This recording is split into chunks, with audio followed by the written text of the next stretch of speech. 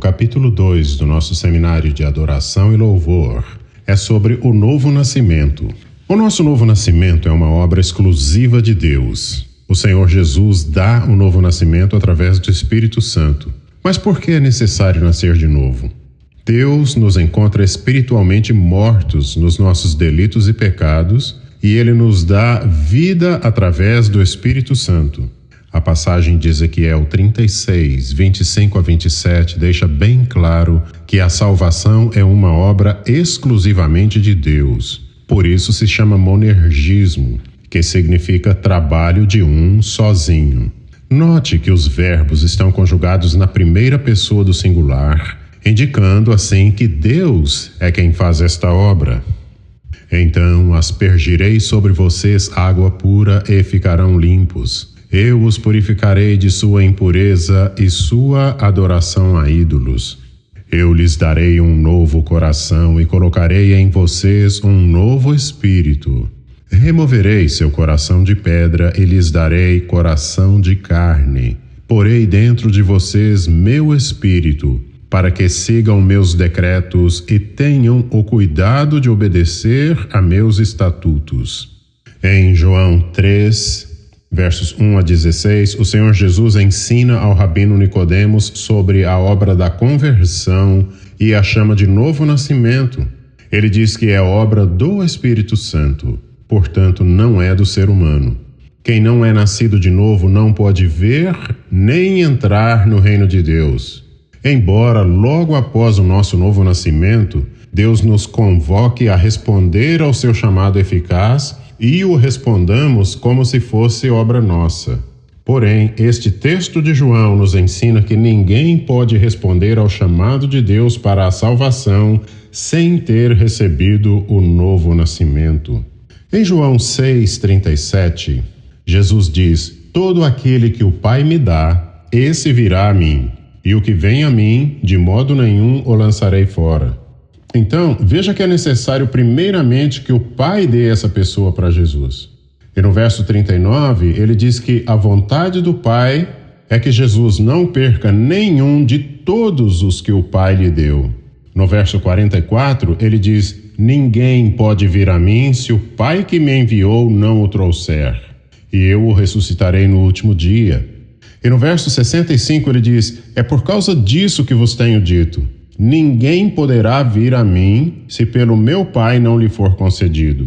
Porque Jesus sabia desde o princípio quais seriam os que creriam nele e também quem o haveria de trair.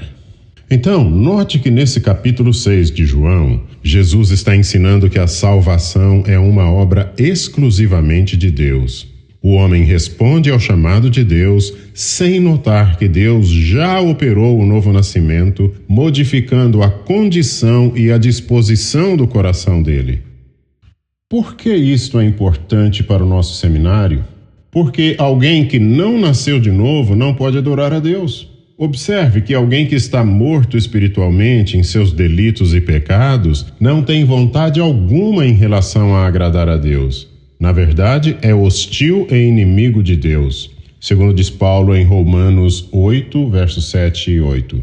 Portanto, todos os que estão na igreja ou fora dela e pensam que podem adorar o Senhor sem terem nascido de novo, estão oferecendo algo segundo a natureza humana caída que não é aceitável por Deus. Na verdade, estão pecando contra Deus.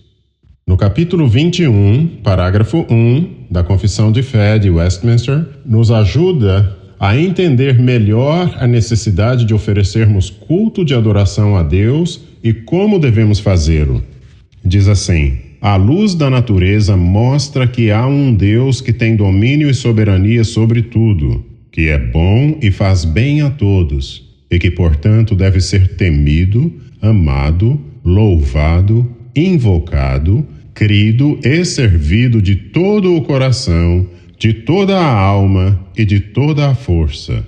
Mas o modo aceitável de adorar o verdadeiro Deus é instituído por Ele mesmo, e tão limitado pela sua vontade revelada, que não deve ser adorado segundo as imaginações e invenções dos homens ou sugestões de Satanás, nem sob qualquer representação visível ou de qualquer outro modo não prescrito nas Santas Escrituras. Pois muito bem, então, para os nascidos de novo, a adoração é uma atitude de vida que você vive depois de nascer de novo. Mas você precisa e deve também prestar culto de adoração a Deus, porque Ele nos ordena na Sua palavra a adorar a Deus, a louvar a Deus, a manifestar e proclamar a glória de Deus e a atribuir a glória a Deus. Ele nos ensina isso em diversas partes da Escritura, tais como João 4, 21 a 24, Salmo 96, 9, Efésios 1, 6 e muitas outras. Hebreus 12, 28 diz: uma vez que recebemos um reino inabalável, sejamos gratos e agrademos a Deus, adorando-o com reverência e santo temor. Capítulo 3. A nossa união com Cristo. Deus nos fez um com Cristo. Está escrito em 1 Coríntios 6,17 que aquele que se une ao Senhor, esse é um espírito com Ele. Em Efésios 2,5 diz que, enquanto estávamos mortos nos nossos delitos e pecados, Deus nos deu vida ao unir-nos a Cristo. O Pai nos ama, assim como Ele ama o Filho. Diz em João 17:23, porque o Pai, na eternidade, determinou unir-nos ao Filho, de maneira que nós somos espiritualmente um com Cristo. Nós somos uma unidade e nós somos à semelhança de Cristo, predestinados a sermos conformados à imagem de Cristo. Romanos 8, 28 a 29. Mas como funciona ser um espírito com Cristo? Primeiramente, a nossa união com Cristo é um mistério. Então, não esperem ter entendimento 100% disso, porque de mistério nós temos um nível de entendimento limitado. Não entendemos na sua plenitude, não compreendemos totalmente. Compreender significa abarcar 100% o entendimento de alguma coisa. Então, como é ser um com Cristo? Existem diversas ilustrações ensinadas na palavra. Jesus fala que Ele é a videira verdadeira e nós somos os ramos. Note que os ramos são parte da videira, mas a videira é Jesus. No Antigo Testamento, no Salmo 80, versos 1 a 16, Isaías 5, versos 1 a 17, Jeremias 2, 21, Ezequiel 15, de 1 a 8, Oséias 10, 1, Deus chama Israel de uma videira.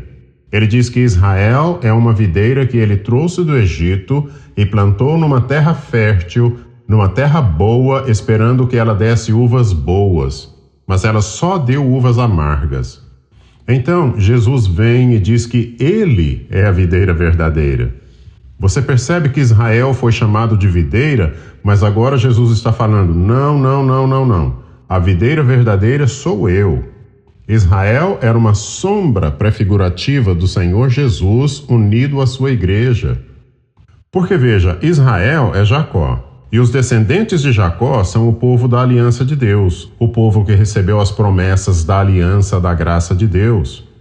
Mas agora, os que vão ser salvos, que é o povo da aliança, são os filhos de Deus que Jesus gerou com as suas obras de obediência perfeita para nos dar a sua justiça, levando os nossos pecados e culpa na cruz e sofrendo a nossa punição, morrendo a nossa morte e ressuscitando, para que com Ele possamos ressuscitar e nele sermos perdoados, justificados e glorificados. Nós somos também filhos de Abraão, segundo a fé, por causa da aliança de Deus com Abraão, em Gênesis 17, pela qual ele é o nosso pai na fé, conforme lemos em Gálatas 3, 7. Todos os santos do Antigo Testamento e do Novo Testamento vão ser salvos pela fé em Jesus Cristo, porque Atos 4:12 diz que não há salvação em nenhum outro, porque não há nenhum outro nome dado a nós entre os homens para que sejamos salvos. Jesus é o único Salvador para todos. Então, os santos do Antigo Testamento estavam olhando pela graça de Deus para o futuro, esperando do Senhor a salvação que viria através do Messias. Nós, que vivemos depois da manifestação e obra do Messias, olhamos para trás na história para o sacrifício em que ele se ofereceu para nos salvar. Porque o Messias é o único Salvador e mediador para a adoração, para os crentes do Antigo e do Novo Testamento, que constituem uma só Igreja de Deus. E estamos todos unidos a Cristo, sendo então um Espírito com o nosso Senhor Jesus. Capítulo 4. Qual é o propósito eterno de Deus? Então veja, para você ter uma vida cristã abençoada, você precisa saber duas coisas muito importantes. Preste muita atenção. A primeira é que Deus tem um propósito eterno. E esse propósito eterno é que nós sejamos semelhantes a Jesus Cristo. Você pode perguntar, mas como é que eu faço isso? Você não faz. Quem faz é Deus. Você coopera com o que Ele está fazendo. Cooperar significa trabalhar juntamente. Você vai participando, trabalhando juntamente com o Espírito Santo e seguindo o que Ele está fazendo, utilizando os meios da graça. E isso é chamado a obra da santificação. Santificação significa ser separado para um propósito especial. Nessa separação, a gente vai sendo transformado para ser semelhantes a Cristo e vai sendo purificado, vai sendo cada vez mais separado do pecado, vai sendo transformado para ser conformado à imagem de Cristo. Na santificação, o Espírito Santo trabalha em nosso coração e nós respondemos aos chamados da direção do Espírito Santo, de maneira que nós trabalhamos juntamente com Deus na nossa santificação, onde os meios da graça são utilizados para que nós possamos crescer até a estatura do varão perfeito, para que nós possamos ser conformados à imagem de Cristo. A propósito, a palavra de Deus diz que nós somos criados à imagem e semelhança de Deus.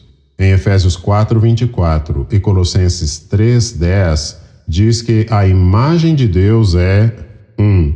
A santidade, 2. A justiça e 3. O conhecimento de Deus. Isso é a imagem de Deus que a Bíblia diz. Eu sei que há espaço para elaboração em cima dessa definição e muitos teólogos já têm elaborado mais abrangentemente, mas aqui na minha fala eu vou ficar só com o que a Bíblia diz, que é a justiça, a santidade e o conhecimento de Deus. Esta é a imagem de Deus em que nós fomos criados. Então, a santificação é o caminho de volta para essa condição da imagem de Deus em que nós fomos criados. Mas agora nós falamos da imagem de Cristo, porque é assim que Deus diz, a imagem de seu Filho. Eu estou evitando dizer que vamos ser iguais a Cristo, porque Jesus é Deus e homem. Ele tem uma alma com duas naturezas, a natureza divina e a natureza humana, inconfundíveis, que não se misturam e inseparáveis. Nós somos humanos com uma alma e uma natureza.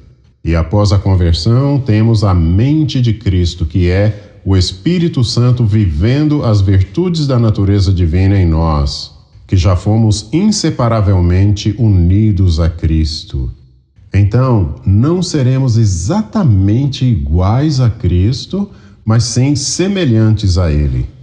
Portanto, a obra da santificação nos ajuda a atingir o propósito eterno de Deus, que é nos conformar à imagem de Cristo, e é desenvolvida através da vida de adoração. Por isso, adorar de forma biblicamente correta é tão importante para a nossa vida. Capítulo 5. Como Deus cumpre o seu propósito eterno? A primeira coisa que eu tinha de falar é ser conformado à imagem de Cristo, que é o propósito eterno de Deus. A segunda coisa é, como é que Deus cumpre seu propósito eterno? Ele enviou Jesus para obedecer em tudo, cumprir fielmente a lei de Deus, como nenhum outro homem jamais conseguiu cumprir, e sofrer o nosso sofrimento, levar sobre si a ira de Deus, tomar o cálice da ira de Deus no nosso lugar. Todo o cálice da ira de Deus contra o nosso pecado foi despejado sobre Jesus Cristo, desde o Getsemane até a cruz do Calvário. Você se lembra que no Getsemane ele orou: Pai, se possível, passe de mim esse cálice sem que eu o beba, mas se não for possível, faça-se a tua vontade. Você acha que a oração de Jesus foi negada? Veja, ele colocou duas possibilidades no pedido dele. A petição era: se possível, passa de mim esse cálice sem que eu o beba, e se não for possível, faça a tua vontade. Afinal, Jesus queria, como sempre quer, que a vontade do Pai seja feita. Então foi do segundo jeito que foi possível. Por isso não é que foi negada, mas é que foi feita a segunda opção. A segunda opção se refere a Jesus na cruz, quando ele exclamou: Eloi, Eloi, lema sabachthani, uma expressão em aramaico que significa: Deus meu, para que me desamparaste? Naquele exato instante, Deus derramou sobre ele toda a sua ira contra todos os nossos pecados e colocou sobre o nosso Salvador o terrível castigo eterno que todos os nossos pecados merecem. Então Deus, o Pai, virou as costas para ele. Foi interrompido naquele momento aquele relacionamento de pai e filho, de amor infinito, o amor mais lindo e eterno. Ele se sentiu desamparado. Ele foi desamparado na cruz porque ele estava levando sobre si o nosso pecado e a culpa dos nossos pecados e a punição que os nossos pecados merecem. Ele morreu a nossa morte e ele esteve debaixo do poder da morte até o terceiro dia. Como diz no Salmo: cordéis da morte me cercaram e angústias do Seol de mim se apoderaram. Mas ele foi justificado porque ele não podia ficar debaixo do poder da morte. Como diz em Abacuque 2:4, o justo viverá pela sua fidelidade, porque a morte é o salário do pecado, e ele não tinha pecado de si mesmo, mas ele morreu levando os nossos pecados. 2 Coríntios 5:21 diz: aquele que não conheceu pecado, ele o fez pecado por nós, para que nele fôssemos feitos justiça de Deus. Por causa da nossa união a Cristo, o nosso pecado foi feito pecado dele, para que a justiça dele fosse feita a nossa justiça. Então, não era justo ele ficar debaixo do poder da morte, preso pelo poder da morte. Por isso, o Pai o ressuscitou com poder e glória. Ele ainda não tinha sido glorificado, mas foi ressuscitado com poder e glória, com o poder para nos salvar e para nos dar a sua glória, que é o valor da dignidade, das virtudes da natureza divina de Jesus Cristo. Efésios 2:1-5 diz que, quando nós ainda estávamos mortos espiritualmente nos nossos delitos e pecados, Ele nos uniu a Cristo.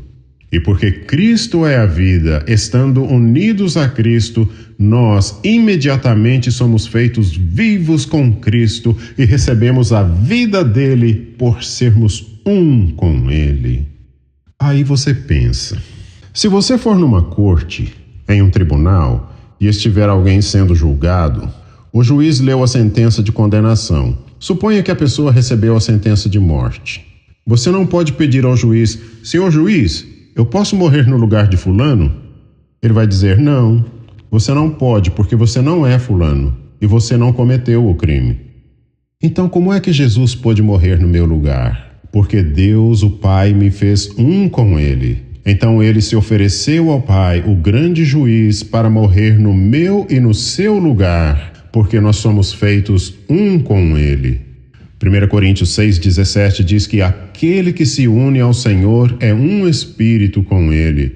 Deus nos fez um com Cristo na sua obediência para ele poder imputar a nós a justiça obtida pela obediência de Cristo. Ele foi lá no nosso arquivo, no registro dos nossos pecados, recortou a nossa escrita de dívida e escreveu no arquivo de Jesus. E ele foi lá no arquivo de Jesus, recortou os atos de justiça de Jesus e colou no nosso arquivo. O Pai nos deu a justiça de Jesus Cristo. Por isso, agora, nós precisamos viver de acordo com aquilo que nós somos em Cristo. Justificados, feitos justos, com a justiça de Jesus Cristo. Em Cristo, nós somos justos e justificados. Por isso, não faz sentido a gente viver no pecado. Não faz sentido a gente ser diferente de Jesus Cristo. Não faz sentido a nossa vida não ser um contínuo ato de adoração a Deus. O único sentido que faz é ser aquilo que nós somos em Cristo. Veja, um atleta ou uma pessoa só faz aquilo que ela é. Você não faz aquilo que você não é. Se você estiver em um avião e a pessoa te jogar pela porta do avião, você não vai bater as asas e sair voando, porque você não é um pássaro. Se você pegar o Michael Jordan e der uma amnésia nele e colocá-lo na quadra para jogar, ele não vai saber o que é basquete. Ele não vai jogar o basquete que ele sempre jogou. Se você pegar o Michael Phelps e tirar toda a memória dele, ele não vai saber quem ele é. Você o joga na piscina e ele não vai nadar como o maior medalhista olímpico de todos os tempos. Ele não vai nem saber o que é nadar. Nós fazemos aquilo que nós sabemos que nós somos. Você já foi unido a Cristo, você já foi declarado justo e Deus já imputou a justiça de Jesus a você. Você tem a justiça de Jesus. Deus já perdoou todo o teu escrito de dívida e lavou todos os teus pecados. Já não há condenação para os que estão em Cristo Jesus. Você é justo diante de Deus, porque você está unido a Cristo e é um com Cristo. A obediência dele é sua. Por isso que eu estou enfatizando e falando sobre isso em um seminário de adoração, sobre ser como Jesus, porque se você não sabe quem você é em Cristo, você não adora como Deus requer. Quando Jesus obedeceu, cada ato de obediência de Jesus estava contando dentro daquilo que Deus estabeleceu no passado, que pela obediência de Adão ele viveria. Da mesma forma em Moisés, pela obediência dos mandamentos a pessoa viveria, mas se desobedecesse ao mandamento, a sentença era a morte. Foi assim com Adão e era assim com os mandamentos que Moisés deu. Ouça bem isso, presta atenção. Observe que a inocência de Adão não era suficiente para dar-lhe a vida eterna, mas a vida é obtida por atos de justiça, pela obediência ativa à vontade de Deus. Então, se nós não vivemos em obediência de acordo com a justiça de Jesus, de acordo com aquilo que nós somos, nós estamos mortos. Voltamos à morte. Voltamos a viver de acordo com a natureza pecaminosa, que segundo o apóstolo Paulo fala em Efésios 2, versos 2 a 3, é fortemente governada por Satanás. Então voltamos a viver uma vida de morte. Nós estamos vivos biologicamente, mas não estamos vivendo o poder da vida de Jesus em nós. Quando você está vivo biologicamente, você respira, o seu coração bombeia sangue, os teus rins filtram, o teu fígado trabalha, o teu pulmão trabalha, o seu coração trabalha, tudo funciona. Isso é a palavra grega bios, mas existe a palavra grega zoe, que é o poder de estar vivo. Bios são as coisas que acontecem no seu corpo e as coisas que você faz. Você toma banho, você come, você faz o número 1, o número 2, você se exercita, você dorme, isso é bios. Agora, o poder de estar vivo é zoe. E essa é a vida que só Jesus pode dar, a qual nós só temos acesso pela ação do Espírito Santo, que nos dá o poder de estar vivos diante de Deus. Deus cumpre o seu propósito eterno através do Espírito Santo vivendo Cristo em nós. Em Gálatas 2:20, Paulo diz: em Cristo eu já estou crucificado e vivo não mais eu, mas Cristo vive em mim. Louvado seja o nosso Deus pela grande obra que está fazendo em nós, cumprindo o seu propósito eterno e nos revelando a grande bênção de poder adorá-lo.